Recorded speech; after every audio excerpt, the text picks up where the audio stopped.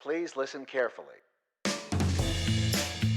Hello, universe. Welcome to the Optimist Daily Update. I'm Summers McKay.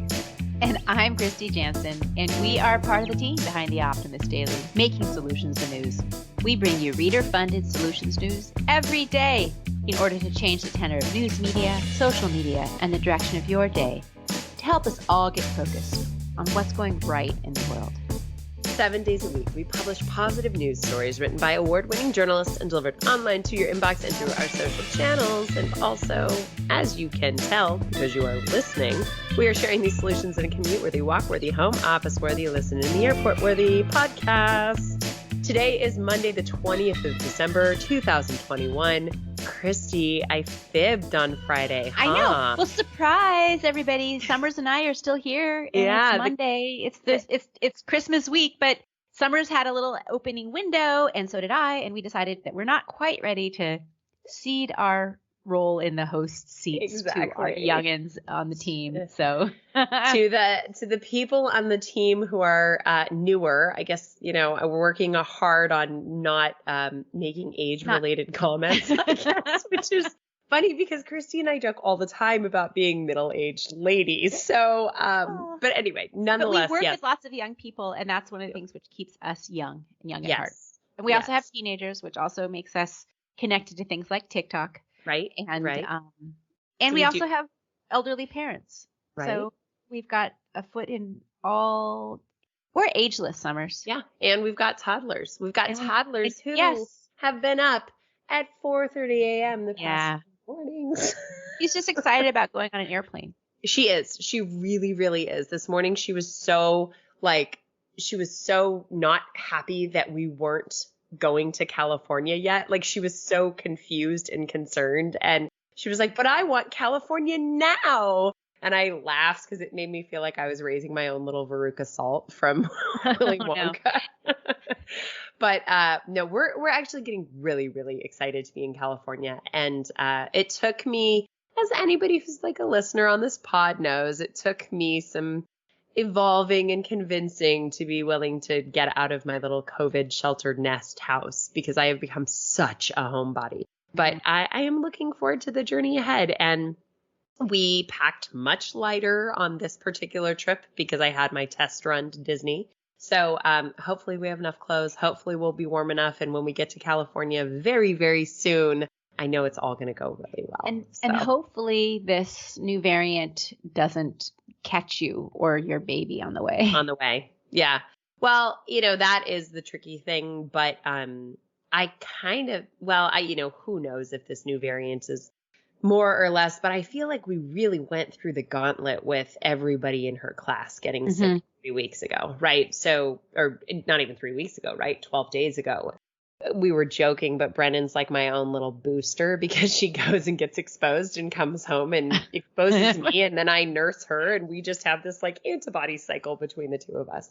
But knock on wood, we certainly are coming together as a large family gathering, and we will be taking some protective measures for the more senior people in our family to keep everybody safe this holiday season. I know this even though it is finally the holiday week, I know a lot of people continue to have this concern. And actually, several of the articles today on the Optimist Daily do talk about celebrating the holiday season in a conscious and mindful way, whether that be imbibing or if you have to celebrate solo. So, right. And I hope for every person they find a way to make it a really joyful season and find some closeness and togetherness with people that they love.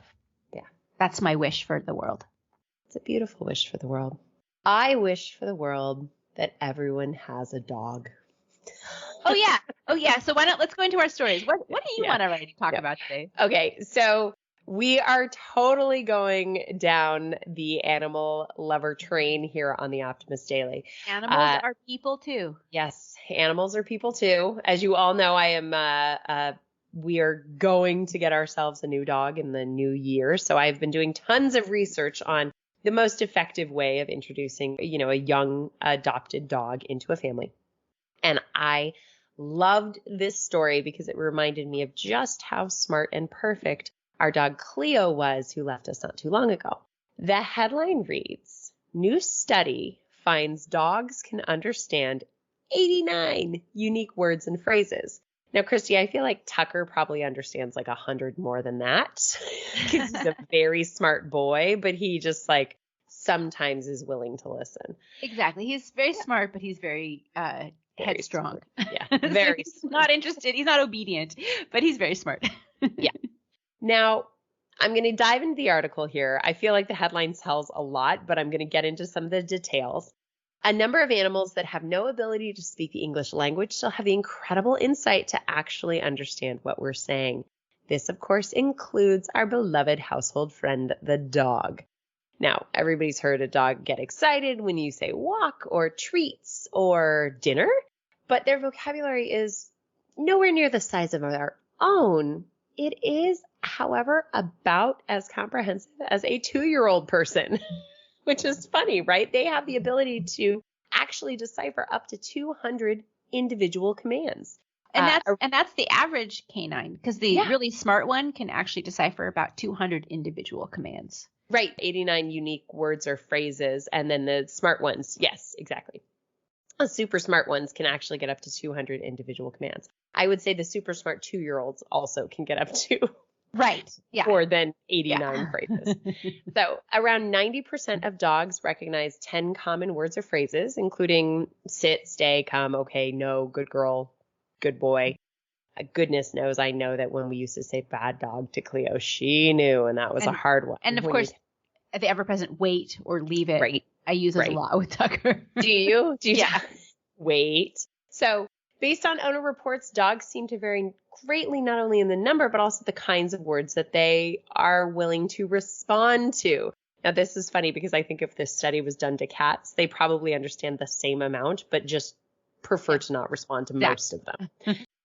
The study, which was published in Applied Animal Behavior Science, shows that scientists gathered a range of ages, breeds, and professions of dogs. It was found that the breed and work status of the dog did indeed have an impact on vocabulary. Obviously, professionally trained service dogs, like ones in the military and police force, were able to recognize up to 1.5 times more than those without a career. Although age and owner qualities did not play a role. So what's valuable about this? Why is it important? One of the stated authors is quoted as saying, with additional research, our tool could become an efficient, effective, and economical research instrument for mapping out some of the competencies and perhaps help predict early the potential of individual dogs for these professions, right? So the tool that they used is possibly a good indicator for dogs who will be better trained in police work or service roles. I love this story because I know that dogs can understand a ton, and we love dogs around here at the Optimist Daily. We also know that dogs have tremendous personality and opinions, just as our mentor, our imaginary mentor, Jane Goodall, reminds us, all animals have feelings. Mm-hmm. And I think, Kristy, that's a good cue up for your story. It is. So both of us chose stories that are talking about animals and understanding them as not that different from people, from human beings. And really, animals are people too, which is what my headline sort of talks about. The headline reads, Spain formally recognizes animals as sentient beings. And this actually reminds me of an article that we had a few months ago, or maybe a few weeks ago. I can't remember. It was sometime in the recent past about how UK was recognizing that octopuses and squid and other cephalopods are intelligent and they have their own sentience. So you can't just treat them like they're not sentient beings, and you have to give humane treatment to, even when you're, like, for example, the lobsters. You can't just cavalierly treat them. Right. So eating them is one thing, but tossing them, steaming without stunning. If you didn't hear that episode, right, it really got into just humane treatment and acknowledgement of the sentient.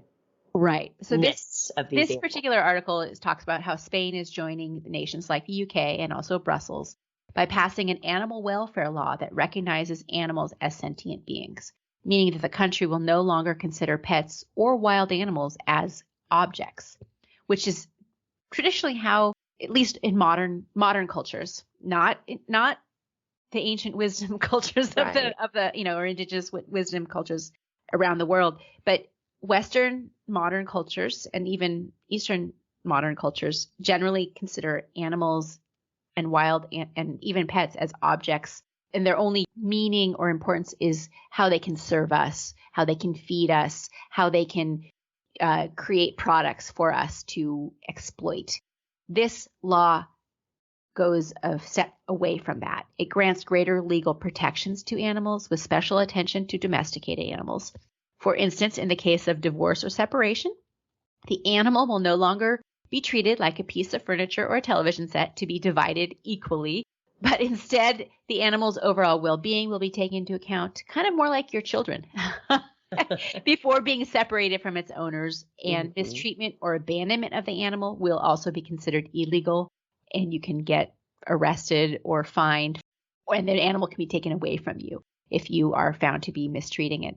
This is a step forward, according to Maria Gonzalez Laquebu, who's a member of the animal welfare organization Intercids, who are largely involved with creating this, helping to make this law a reality. So she's saying that it's a step forward, and it says that in separations and divorces, the arrangement that will be applied to the animals will take into account not only the interest of the humans, but also the animal itself, so that if it prefers mommy, it won't be forced to go live with daddy, even if he's the one who brought it into the house, I feel like this could lead to just these terrible moments of like a mediator sitting there and the dog they let the dog out the door. I think this is such a fascinating evolution in how we look at the world around us. And it really is a signifier of the expanding consciousness and expanding embrace of what is moral behavior.